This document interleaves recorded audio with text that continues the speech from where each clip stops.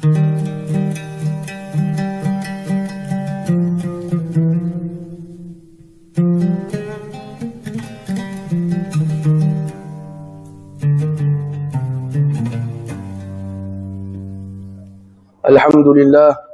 alhamdulillahillazi hadana lihaza wa ma kunna linahtadiya laula an hadana Allah. Alhamdulillahi rabbil alamin hamdan yuwafi ni'amahu wa yukafi'u mazida. Ashhadu an la ilaha illallah wahdahu la sharika lah wa ashhadu anna sayyidana Muhammadan abduhu wa rasuluh. Allahumma salli wa sallim ala sayyidina Muhammadin miftahi babi rahmatillah. عدد ما في علم الله صلاة وسلاما دائمين بدوام ملك الله وعلى آله وصحبه عدد كل ذرة ألف مرة. اللهم صل وسلم على نور الأنوار وسر الأسرار وترياق الأغيار ومفتاح باب اليسار سيدنا ومولانا محمد المختار وآله الأطهار وأصحابه الأخيار عدد نعم الله وإفضاله. سبحانك لا علم لنا إلا ما علمتنا إنك أنت العليم الحكيم. رب اشرح لي صدري ويسر لي أمري واحلل عقدة من لساني يفقهوا قولي. أستغفر الله العظيم الذي لا إله إلا هو الحي القيوم وأتوب إليه. أما بعد. Alhamdulillah, kita menyambung kembali pembacaan kitab Safinatun Najah, di mana semalam telah kita melalui terjemahan yang ringkas berkenaan dengan basmalah, iaitu dengan nama Allah yang Maha Pengasih lagi Maha Penyayang.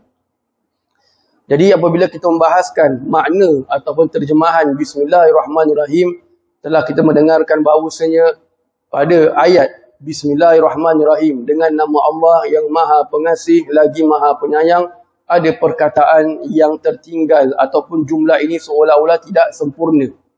Maka para ulama telah meletakkan beberapa kata-kata yang merupakan pengganti daripada perkataan yang dihapuskan di sini.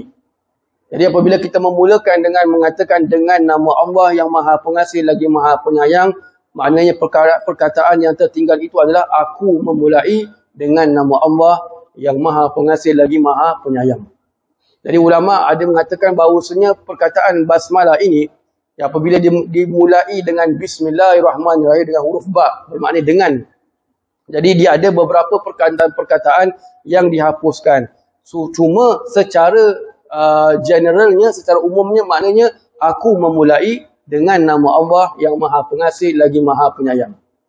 Jadi cantik susunan basmalah ini, ia boleh digunakan pada mana-mana saja yang mana sesuai dengan ilmu syarak, bermakna bukan perkara-perkara yang maksiat.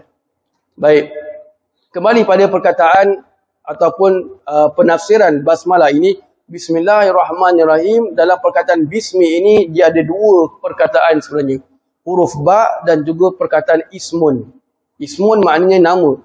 Kalau dalam bahasa Arab bermakna ismun ini dia ambil daripada perkataan sumu. Sumu tu bermakna ulu, ketinggian. Bermakna nama seseorang itu adalah ketinggian bagi seseorang. Maka sebab itu Islam menganjurkan untuk kita apabila memberikan nama atau memberikan gelaran, pastikan nama dan gelaran itu adalah gelaran yang baik. Bukan gelaran-gelaran yang tidak baik atau gelaran yang buruk atau nama yang buruk. Dulu zaman Nabi SAW datang seorang yang baru masuk Islam. Datang kepada Nabi, Nabi tanya, nama kamu siapa? Nama aku Syaitan. Bayangkan, itu lagi ekstrim. Zaman Nabi lah, orang-orang dulu lah, kan, zaman jahiliah dulu. Nabi tanya, nama kamu sama? Nama aku Syaitan. Nabi tukar bagi Abdul Rahman. Subhanallah. Macam-macam lah zaman dahulu. Subhanallah. Jadi, nama seseorang itu adalah ketinggian bagi seseorang. Kemudian sambung perkataan Allah, lafzul jalalah adalah kata nama bagi zat yang wajib wujud. Kata nama bagi zat Allah yang wajib wujud. Tidak ada Allah, tak ada semua kita ni. Zat yang wajib ada. Baik. Kemudian, Ar-Rahman dan Ar-Rahim. Ini dua adalah sifat Allah Subhanahu wa taala. Ar-Rahman, Ar-Rahim yang Maha Pengasih lagi Maha Penyayang. Kalau kita terjemahkan, kalau kita nak fahamkan Ar-Rahman dan Ar-Rahim ini, Maha Pengasih dan Maha Penyayang, ia sebenarnya sama maknanya. Perkataannya seperti seerti. Kalau memang secara umumnya itu memang ia perkataan yang seerti. Tapi dalam Al-Quran, selalunya perkataan yang seerti itu walaupun diletakkan bersebelahan, ia tidak mempunyai makna yang sama. Bermakna Allah Subhanahu Wa Taala ada memasukkan yang lain daripada perkataan seerti tersebut. Maka para ulama memberitahu dalam kitab tafsirnya, mereka membahagikan Ar-Rahman dan Ar-Rahim itu dua perkara, dua sifat yang berbeza. Walaupun secara generalnya, umumnya, ia adalah diambil dari satu perkataan, iaitu rahmah.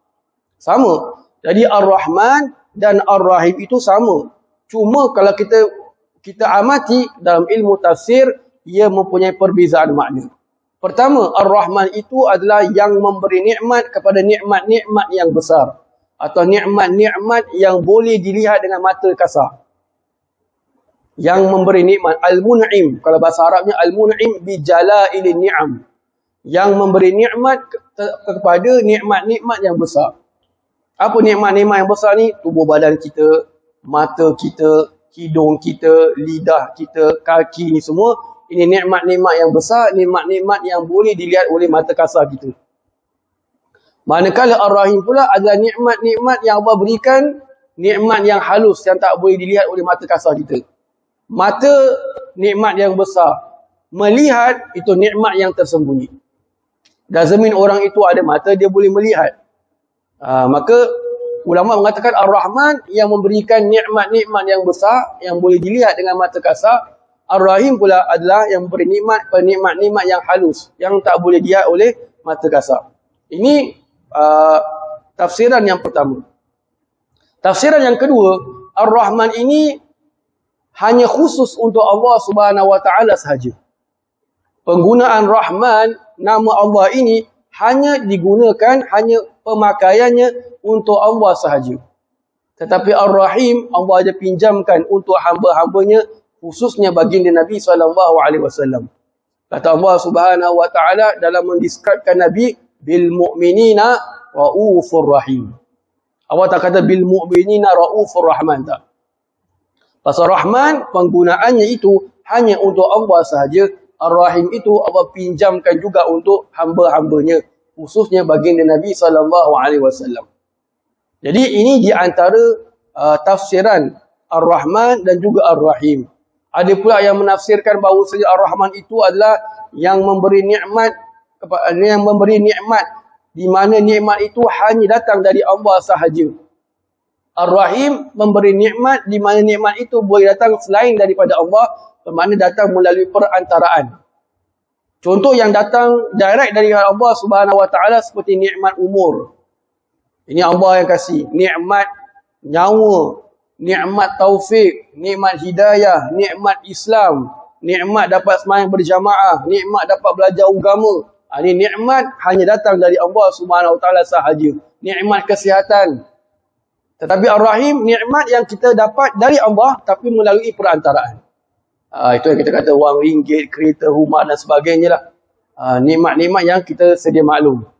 Baik, jadi bila mana Allah Subhanahu Wa Taala balik pada tadi tentang Ar-Rahman dan Ar-Rahim itu, walaupun kalau kita melihat dari sudut terjemahan seolah-olah sama, pengasih dan penyayang, kasih dan sayang kan sama. Tapi kalau kita melihat dari sudut tafsir, ianya itu berbeza. Baik, semalam telah kita mendengarkan bahawasanya pengarang memulakan penyusunan kitab ini dengan basmalah kerana diambil dari hadis Nabi SAW. Dan juga kerana mengikuti apa yang telah Allah Subhanahu Wa Taala turunkan. Allah turunkan mulakan dengan basmalah. Dalam hadis yang diriwayatkan oleh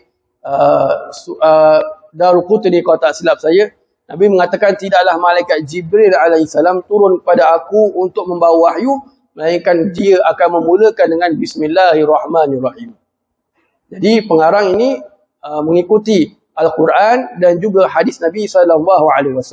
Baik, jadi apabila kita membicarakan berkenaan dengan basmalah ini, membaca basmalah ini dia ada hukum. Membaca basmalah ini dia ada 4 hukum. Yang pertama, hukum baca basmalah adalah wajib. Wajib baca Bismillahirrahmanirrahim bila dalam 2 keadaan. Yang pertama, di dalam solat bagi mazhab Syafi'i. Mazhab Syafi'i wajib membaca basmalah ketika membaca surah Al-Fatihah di dalam solat. Kalau mazhab Maliki mengatakan basmalah itu bukan daripada Al-Fatihah, bukan daripada ayat-ayat dalam Al-Quran. Ini mazhab Maliki.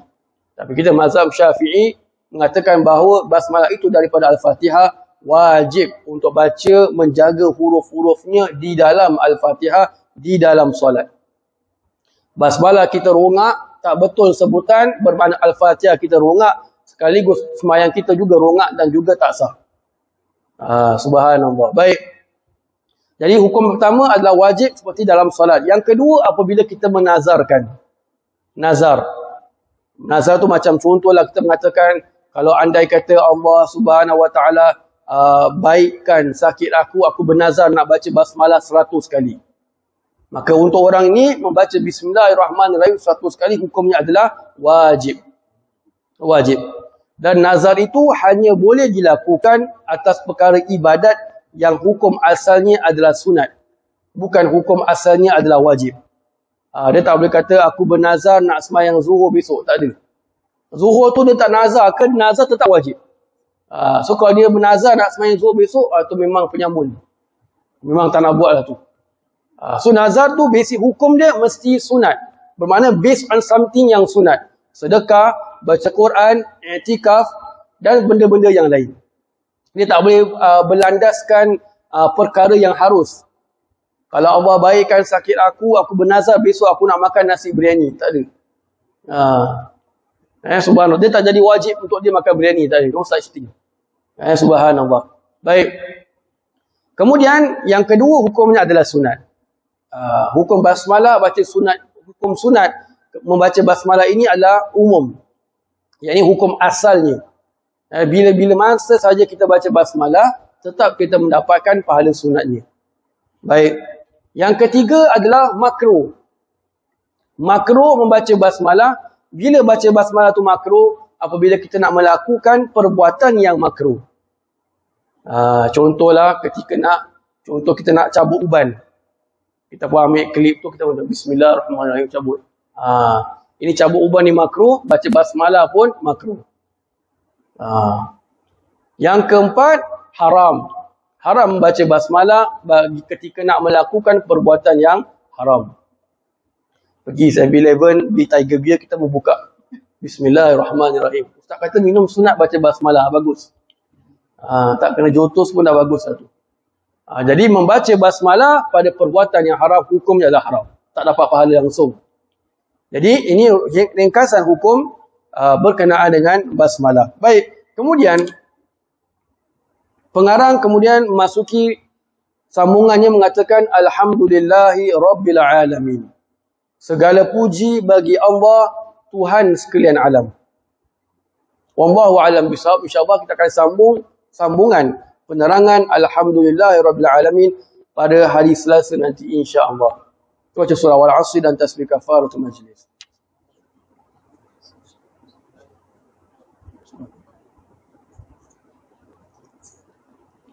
آمين آمين آمين يا رب العالمين. ربنا تقبل دعانا وأعمالنا وصلاتنا إنك أنت السميع العليم وتب علينا يا مولانا إنك أنت التواب الرحيم. دعواهم فيها سبحانك اللهم وتحياتهم فيها سلام وآخر دعواهم أن الحمد لله رب العالمين. تقبل الله منا ومنكم.